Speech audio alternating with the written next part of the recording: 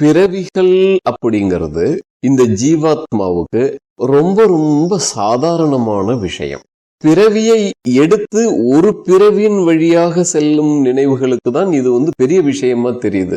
ஆனா ஒட்டுமொத்தமா பிறவியா கோடிக்கணக்கான பிறவிகளை கடந்து செல்லும் ஜீவாத்மாவுக்கு இது நன்றாக தெரியும், இது ஒரு சாதாரண விஷயம் என்று. எப்படி என்றால், ஒரு பிறவிக்கு உள்ளே வாழும் ஜீவனுக்கு ஒவ்வொரு நொடியும் என்பது எப்படி சாதாரண விஷயமாக இருக்கிறது, ஒவ்வொரு நாளும் என்பது எப்படி சாதாரண விஷயமாக இருக்கிறது, அப்படித்தான் பிறவிகளும் கூட. இதில் நொடிகள் புரியாவிட்டாலும் கூட நாள் என்பது சுலபமாக புரியும். ஒருவன் தூங்கப் போகிறான், தூங்கப் போவது என்பது ஒரு குட்டி மரணம். அடுத்த நாள் எழுந்திருக்கிறான், அது ஒரு குட்டி பிறவி. அதே போன்றுதான் தொடர்கிறது.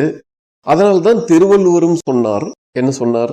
தூங்குவது போலும் சாக்காடு, தூங்கி விழிப்பது போலும் பிறப்பு என்று.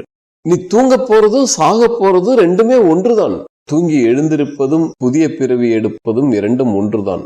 ஒரே ஒரு வித்தியாசம், பிறவிகளில் உடல் இழந்து வேறு உடல் வருகிறது, ஒரு நாளில் அப்படி நடப்பது இல்லை. இது ஒண்ணுதான் வித்தியாசம், மற்றபடி இரண்டும் ஒன்றேதான்.